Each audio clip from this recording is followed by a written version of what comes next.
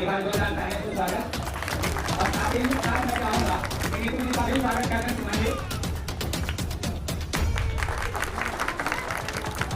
सावित्रीबाई फुले ने शिक्षा का प्रयोग नहीं किया, उन्होंने अपने हाथों का प्रयोग किया और वही सबके सामने जब उनका चाटा जड़ी तब जो समझ गए कि तब से जो मनवादी मानसिकता के लोग जो थे उन्होंने कीचड़ गोबर मिट्टी जो फेंकते थे वो लोग बंद कर दिया। जो लोग थाली लेकर जाती है, पूजा पाठ करती हैं, बोलती कि हमें मंदिर में जाने से ये मिल जाएगा वो मिल जाएगा, फलाने ढेकाना बहुत कुछ करती है। आज मैं आप लोगों के एकदम सादा भेष में दिख रहे हैं, ना तो सिंदूर है, ना तो गले में कुछ है, ना तो बिछुआ है।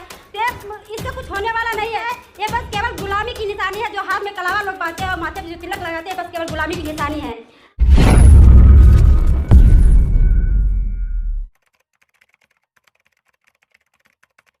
एक बार जोरदार तालियों से स्वागत। और साथ ही साथ मैं चाहूंगा कि नीतू जी का भी स्वागत करते हैं। सुमन जी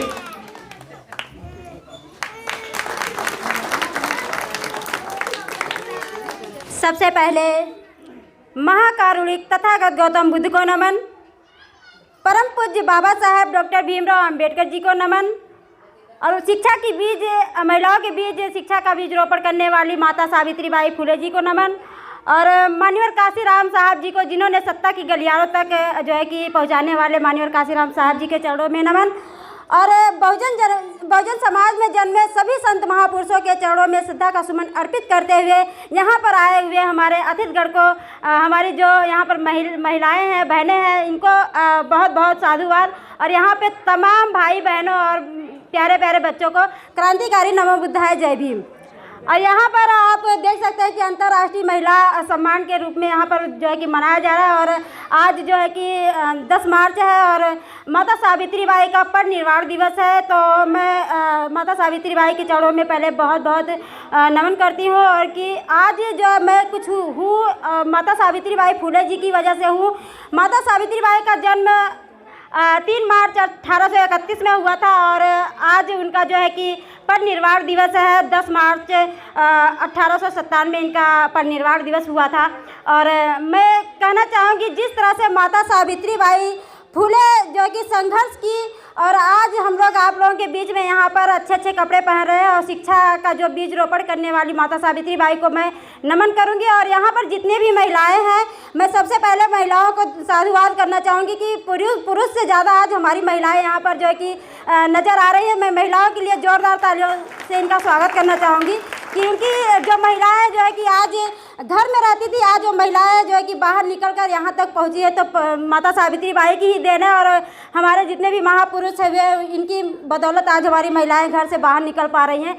और मैं बात करूंगी एक छोटी सी कहानी है जिस तरह से माता सावित्रीबाई का जब जन्म हुआ और उन्होंने जब उनकी 9 साल में जब उनकी शादी हुई ज्योतिबा फुले से और उन्होंने जब उनकी शादी हुई और ससुराल में आई और उन्होंने जो है कि एक इंग्लिश की किताब थी और उसको पढ़ने की उनकी अंदर रुचि हुई कि मैं पढ़ूंगी और समाज में महिलाओं को जागरूक करने का काम करूंगी।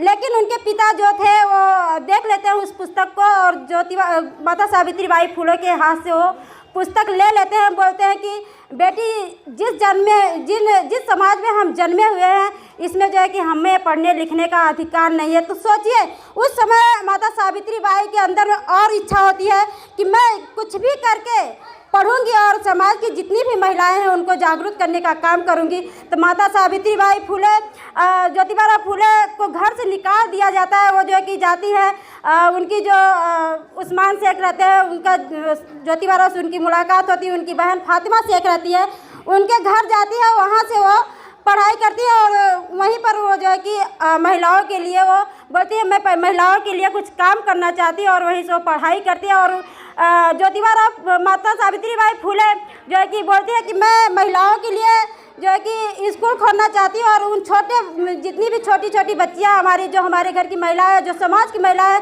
जो आज जो है कि अनपढ़ गंवार बैठी हुई है और शोषण अत्याचार सह रही हैं, उनके लिए मैं स्कूल खोलना चाहूँगी और उनको पढ़ाने का काम करूँगी। जो माता सावित्रीबाई फुले जो है कि फातिमा शेख के ही घर में जो है कि 1848 में उन्होंने पहला स्कूल खोला और वहीं से जो है कि महिलाओं को पढ़ाने का काम किया। और सोचिए उस समय सावित्रीबाई फुले को घर से भी निकाल दिया जाता था लेकिन वो संघर्ष करना छोड़ी नहीं। जब वो जो है कि पढ़ाने जब जाती थी तो उस समय उनके ऊपर कैसे कैसे लांछन, उसके ऊपर कुछ कीचड़ भी फेंका जाता था, सड़े टमाटर फेंके जाते थे। लेकिन उस समय भी जो माता सावित्रीबाई फुले भावुक हो जाती है, लेकिन धन्य ज्योतिबा फुले जिन्होंने उनको जो है कि हौसला दिया और उनको बोला कि सावित्रीबाई फुले तुम निराश मत हो, तुम्हारे ऊपर कीचड़ फेंका जाता है, तुम्हारे ऊपर जो है कि सड़ी टमाटर फेंके जाते हैं, लेकिन तुम इससे निराश मत होना, जो काम तुम कर रही हो वो काम करते रहना। ज्योतिबा फुले बोलते हैं कि 2 साड़ी तुम अपने पास रखो, जो अच्छी साड़ी उसको बैग में डालो, जो वैसी साड़ी है उसको पहन के जाओ। जब तुम्हारे ऊपर कीचड़ गोबर फेंके जाते हैं तुम स्कूल में जाओ, उसको चेंज करके दूसरी साड़ी पहन के बच्चों को शिक्षा दो। माता सावित्रीबाई फुले जो है कि वो संघर्ष करना फिर चालू की। उस समय जब वो पढ़ाने जाती थी तो कुछ दिन बाद जो है कि कुछ लोग मिलते हैं, मनवादी मानसिकता के लोग मिलते हैं, उनको मतलब रोक लेते हैं, बोलते हैं कि सावित्रीबाई फुले ये काम करना छोड़ दो और महिलाओं को बताना समझाना छोड़ दो, महिलाओं को पढ़ने लिखने का अधिकार नहीं है। उस समय कि वहाँ के तमाम लोग उसको देख रहे थे, जब वो लोग अशब्द उसको बोल रहे थे माता सावित्रीबाई फुले को, तो वहाँ की जो जितने भी महिला पुरुष सभी लोग देख रहे थे। उस समय कोई उनका साथ देने नहीं आया। तब सावित्रीबाई फुले ने ठान ली कि मुझे अकेले लड़ना है। उस समय उनके अंदर तो शिक्षा था, लेकिन उस शिक्षा का जो है कि बड़ वहाँ पर प्रयोग नहीं की, क्योंकि उनके ऊपर बड़े ही मतलब ऐसे शब्द उनके ऊपर बोला गया उस समय। तो उस समय उन्होंने माता सावित्रीबाई फुले ने शिक्षा का प्रयोग नहीं किया, उन्होंने अपने हाथों का प्रयोग किया और वहीं सबके सामने जब उनको चाटा जड़ी, तब से वो समझ गए कि तब से जो मनवादी मानसिकता के लोग जो थे उन्होंने कीचड़ गोबर मिट्टी जो फेंकते थे वो लोग बंद कर दिए और समाज में माता सावित्रीबाई फुले अपना प्रयास करती रही। उसके बाद कोई भी उनके ऊपर आँख उठा के नहीं देखता। तो मैं कहना चाहूँगी जो हमारी महिलाएं हैं वो अपने महापुरुषों को समझे, अपने महापुरुषों को जाने, क्योंकि आज हम बाबा साहेब बोले थे शिक्षा वो शहरनी का दूध है, जो पिएगा वो दहाड़ेगा।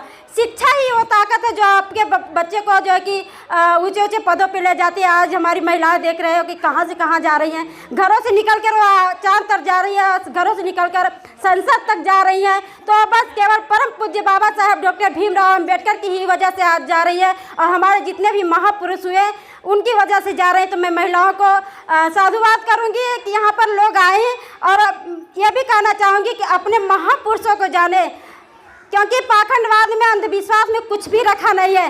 मैं पाखंडवाद पे ये बस 4 लाइन बोलने की अगर इजाज़त हो तो मैं बोल सकती हूँ उसको गीत के माध्यम से, कि जो लोग जो है कि मंदिरों में जाते हैं, पूजा पाठ करते हैं, मैं उनके लिए खासकर बोलना चाहूँ कि मंदिरों से आखिर तुम्हें मिला क्या है।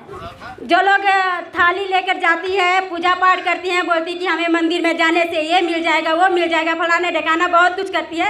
आज मैं आप लोगों के एकदम सादे भेष में दिख रहे हैं, ना तो सिंदूर है, ना तो गले में कुछ है, ना तो बिछुआ है। तो इससे कुछ होने वाला नहीं है। ये हमारे महापुरुष जो हमें दे के गए, हमें वो समझना चाहिए। अंधविश्वास पाखंडवाद से दूर रहना चाहिए। तो मैं बस अपनी बात शुरू करूँगी कि हाथ में पूजा की थाली लेके मंदिर जा रहे हो, कि हाथ में पूजा की थाली लेके मंदिर जा रहे हो। मुझको तो इतना बता दो मंदिरों ने क्या दिया है, कि हाथ में पूजा की थाली लेके मंदिर जा रहे हो। मुझको तो इतना बता दो मंदिरों ने क्या दिया है, और पत्थरों से मांगने की क्या जरूरत पड़ गई। अरे पत्थरों से मांगने की क्या जरूरत पड़ गई। मुझको तो इतना बता दो पत्थरों ने क्या दिया है, हाथ में पूजा की थाली लेके मंदिर जा रहे हो। मुझको तो इतना बता दो पत्थरों में क्या दिया है। क्योंकि ये मेरे बड़े भैया की लिखी हुई कविता थी और मैं सोची एक बार सुना दूं।